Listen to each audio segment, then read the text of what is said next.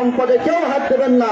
আমাদের মধ্যে অনেক দুষ্কৃতিকারী ঢুকে কিন্তু রাষ্ট্রীয় সম্পদ নষ্ট করবে আর আমাদের বদনাম হবে। এই জন্য কোনো অবস্থায় কাউকে রাষ্ট্রীয় সম্পদ নষ্ট করতে দেবেন না। ব্যক্তিগতভাবে কাউকে কারোর কোনো সম্পদ নষ্ট করবেন না। যা করা লাগে আপনারা আপনাদের প্রত্যেক দলের নেতৃবৃন্দ আছে, তাদের কাছে আপনাদের মনের ব্যথা বলেন, তাদের কাছে তালিকা দিন, তারাই ব্যবস্থা করবে ইনশাআল্লাহ।